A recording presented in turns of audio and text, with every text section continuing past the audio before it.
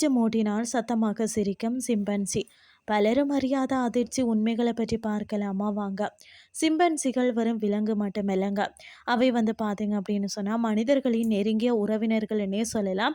அவற்றின் புத்திசாலித்தனம் மற்றது மனிதர்களை போலவே இருக்கும் குணாதிசயங்கள் நம்மளை வியக்க வைக்கிறதுனே சொல்லலாம். மனிதர்கள் பார்த்தீங்கன்னா டிஎன்ஏயோடு 98% வரை ஒத்துப்போகும் ஒரே விலங்குன்னு சொன்னால் அது சிம்பன்சி தான். இதனால் இவை உடல் அமைப்பிலையும் செயல்லையும் மனிதர்களை போலவே இருக்கிறது.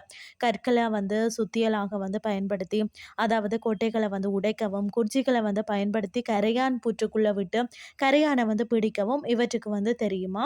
சிம்பன்சிகளுக்கு புகைப்பட நினைவாற்றல் மிக அதிகம். பெண்களின் வரிசையோ அல்லது பார்த்த இடத்தையோ மனிதர்களை விட ஆழமாக நினைவில் வச்சுக்கொள்ளும்னு சொல்லப்படுகிறது. இவை வரும் பழங்களை மட்டும் சாப்பிடும் சைவ விலங்குகள் இல்லைங்க.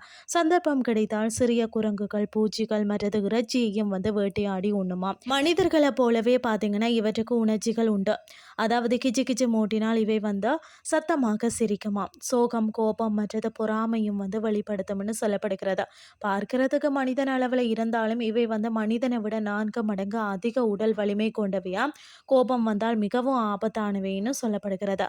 கண்ணாடியில் தன் பிம்பத்தை பார்த்து இது நாம் தான் என்று அடையாளம் கண்டு கொள்ளும் வெகு சில விலங்குகளில் இதுவும் ஒன்றுதான். தன்னைத்தானே அழகு பார்த்தும் கொள்ளுமா. இவை தரையில படுக்கிறதில்ல. ஒவ்வொரு இரவும் பார்த்தீங்கன்னா மரத்தின் உச்சியிலையும் கிளைகள்லையும் இலைகள்லையும் கொண்டு புதிதாக ஒரு மெத்த போன்ற ஒரு கூடு கட்டி தான் அதில் பாதுகாப்பாக தூங்குமா. சிம்பன்சிகளால் மனிதர்களின் சைகை மொழியை கற்றுக்கொள்ள முடியும்.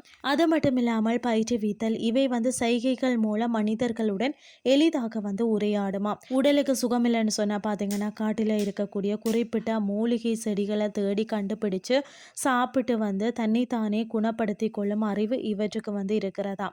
இன்றைய கிறிஸ்டி உங்களுக்கு பிரயோசனமாக அமைஞ்சிருக்கும்னு சொல்லி நானும் நம்புகிறேன். இதே மாதிரி மற்றும் ஒரு கிறிஸ்டியின் வேலைக்கு உங்களை சந்திக்கிறேன். நன்றி.